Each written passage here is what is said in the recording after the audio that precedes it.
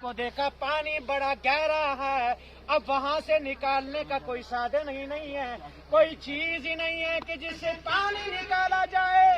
इतनी देर में मजबूर हो गए हैं, अब क्या किया जाए, मुझे वजू करना है, नमाज आ रही है।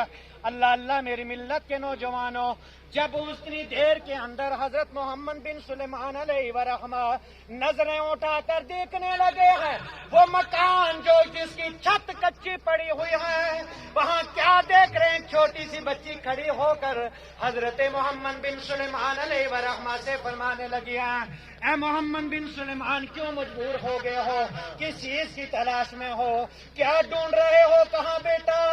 मजबूर इसलिए हूँ, मुझे वजू करना है, पानी की तलाश है। कहा ये तुम्हारे सामने कुआं मौजूद है, ले क्यों नहीं लेते हो? कहा बेटा यहाँ पानी तो जरूर है, न मेरे पास डोल है न रस्सी है, मैं पानी इतनी गहराई से कैसे निकालूंगा? वो छोटी बच्ची कहने लगी है, ए मोहम्मद बिन सुलेमान, मैंने तुम्हारी वलायत के चर्चे सुने हैं, पूरी दुनिया के अंदर आपकी विलायत के डंके बज रहे हैं, फिर आप ये पानी अपने पास क्यों नहीं बना सकते हो? सुभान अल्लाह। इतना कहना था, हजरत मोहम्मद बिन सुलेमान अलैहिर्रहमा मजबूर हो जाते हैं। वो बच्ची कहने लगी है, अल्लाह के मुकद्दस बंदे, प्यारे खुदा के दोस्त, मजबूर होने की जरूरत नहीं, जरा ठहर जाओ। वो बच्ची छोटी सी है लेकिन सरकार से मोहब्बत करने वाली है।